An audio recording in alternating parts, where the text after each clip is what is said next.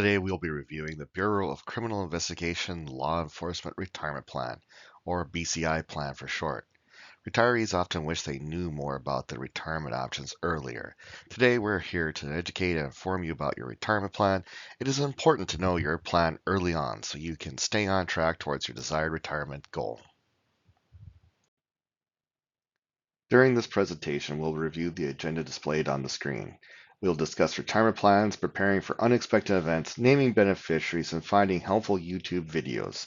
If you're looking for information on PEP, the RHIC, purchasing service credits, how to navigate and use the member self-service, and how to complete IndyPERS retirement forms, or the insurance plans offered by IndyPERS, you can visit the IndyPERS YouTube webpage. Here you will find all the necessary details with easy access and can do it at your own time. Need help finding IndyPERS YouTube videos about your benefits? Then look no further than IndyPERS website. Above you can see the web address to go to the IndyPERS YouTube channel, or when you're on our website, just look for this tab here where you basically can click on to visit the YouTube video, and we have it circled here on this presentation. This page outlines the similarities and differences between the two tiers that comprise the BCI plan. Once you become vested with either tier, you're eligible to receive a monthly pension once you reach normal retirement age, which is age 55, or meet the rule of 85. Both tiers receive the same contribution rates of 31.4%.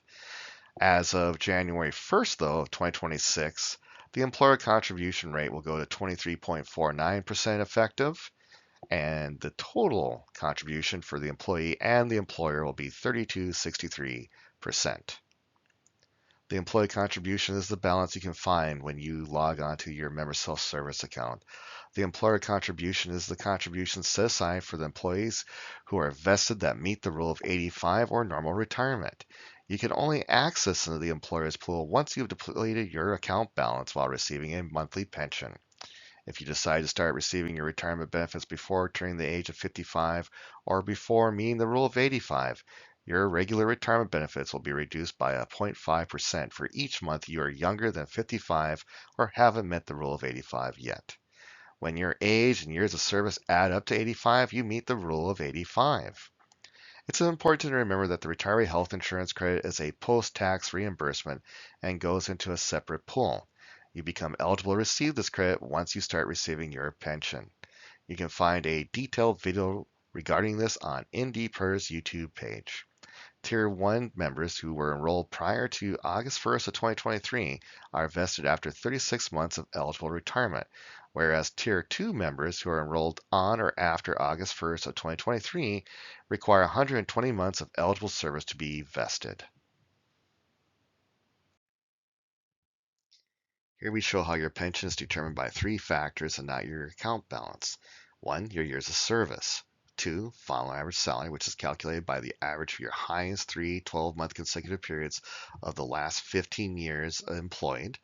And finally, 3, your benefit multiplier is the rate established by the state legislature at which you earn retirement benefits and is specific to your plan. In this case, for the first 20 years, you receive a 3% multiplier.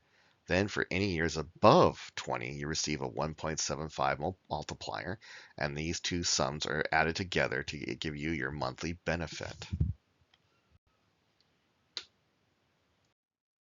Here we have a benefit estimate for a person who has reached the rule of 85 with BCI.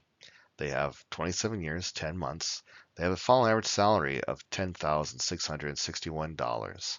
On the upper right-hand screen, we see what the calculation would be for the first 20 years they worked with a 3% multiplier, and that amount would be $6,396.60.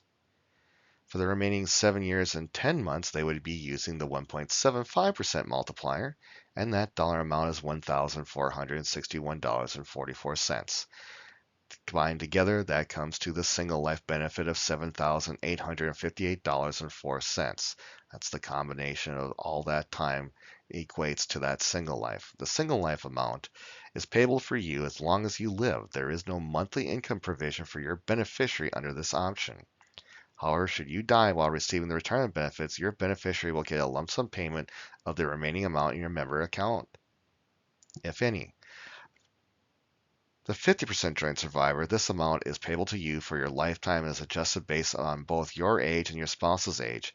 If you pass away, your spouse will receive 50% of your monthly retirement benefit for the rest of your life. In the case of this member, if they selected $7,304.83, which is the 50% joint survivor benefit, should they pass away, their spouse will receive half of that dollar amount. The 100% joint survivor, your spouse will receive 100% of your monthly retirement benefit, meaning the same amount you were receiving, they would receive for the rest of their life after your death. So in the case of this member, if they selected the 100% joint, they would get $6,823.92. If they pass away, their spouse would receive the same dollar amount. With both the 50 and the 100% joint survivor benefit, if your spouse passes away before you, or if you get a divorce, your benefit will be reverted to single life option amount upon the receipt of your spouse's death certificate or a copy of the divorce decree. When it comes to the 10-year or 20-year term certain, these amounts are reduced based on actuarial factors based on your life expectancy and are payable to you as long as you live. And if you die, your beneficiary will receive the monthly payments of the same amount at the end of whichever term certain plan you decided. If you die after you receive the benefits of either term length you picked, there are no payments for your beneficiaries. So if you pick 10 years certain, and you get the $7,770.82. You would receive that for the rest of your life. But if you outlive that 10-year term certain and pass away, there would be nothing to provide to your beneficiaries. The Retiree Health Insurance Credit Program offers reimbursements for dental, health, long-term care, and vision insurance premiums paid after retirement using after-tax dollars. To qualify, you must be receiving a monthly benefit from IndyPERS. The RHIC is calculated at $5 for each year's service credit, subject to reduction for early retirement. Under the standard option, if you pass away, your RHIC will be transferred to your spouse if they are receiving ongoing IndyPERS retirement benefits. So like if you're doing the joint survivor benefit, if you picked a 50 or 100% joint survivor, your spouse does not receive the alternate 50 or the alternate 100. They would receive the $139.17. With the alternate health credit options, if you are married and choose a single life or a 10-year or 20-year term certain, you can opt for the reduced 50 or 100% joint survivor credit, and this allows them to receive the credit for the rest of their life after your death.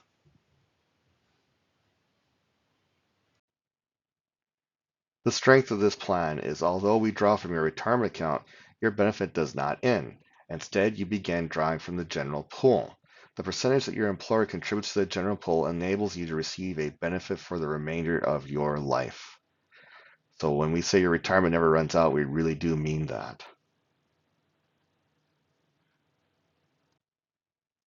What if you decide to leave employment? Here are your following options depending on if you are vested or not. If your account balance is over $1,000, it will automatically defer, and you'll still earn 6% compounded monthly interest on an annual basis. If not vested, you could refund or roll over the account or do a combination of the two. Refunding your account will have 20% taken out for federal taxes. Rolling over, you can place it in a traditional IRA and not suffer taxes, but you may have to pay a handling fee to the provider you're rolling over to.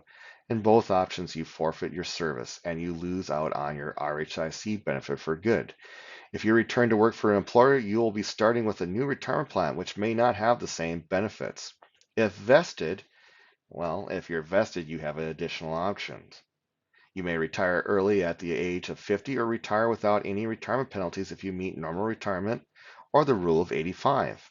However, once you start drawing your pension, no interest will accrue. Like before, you can still refund or roll over your account. IndyPERS provides survivor benefits for your beneficiaries in case of your death. It is important to inform your spouse or other beneficiaries about these options. Speaking of survivor benefits, this information is assuming you have not retired yet. If you are vested or non-vested, your beneficiary is eligible to receive a lump sum payment, regardless of being a spouse or not. If vested, only your spouse may receive a lifetime benefit. Should you pass away, not at normal retirement, meaning age of 55 or rule of 85, the benefit is 50% of your single life benefit at the time of your death. At normal retirement, your spouse will receive a 100% joint and survivor benefit. After you accumulate 6 months of service credit and NDPERS, you are covered under the plan's long-term disability program. To be eligible for the NDPERS disability retirement benefits, the following must apply. Your disability must have occurred during a period of eligible employment. You must be unable to engage in any substantial gainful activity due to a medically determined physical or mental impairment expected to result in death, or which will or has lasted for a continuous period of not less than 12 months.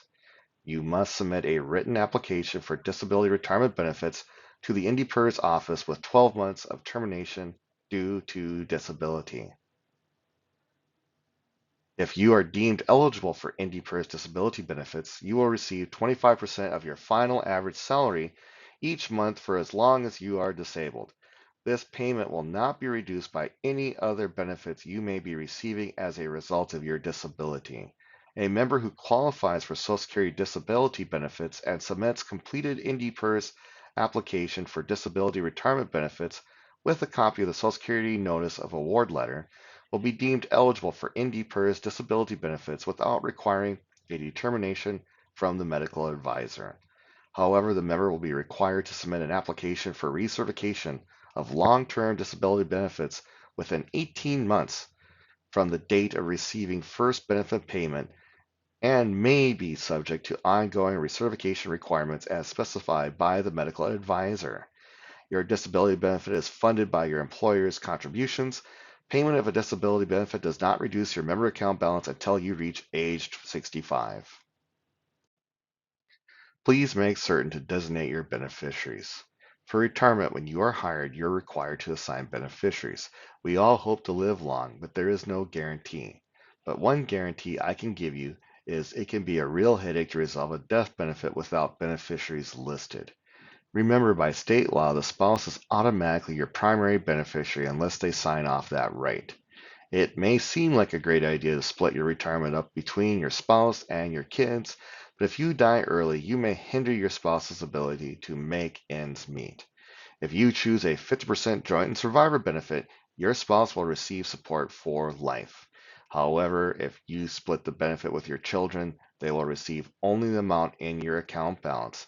Typically, it's better to have the children listed as contingents.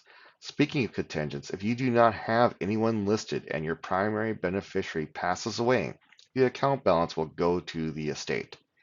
Your loved ones will have to get a documentation making someone an executive of the estate.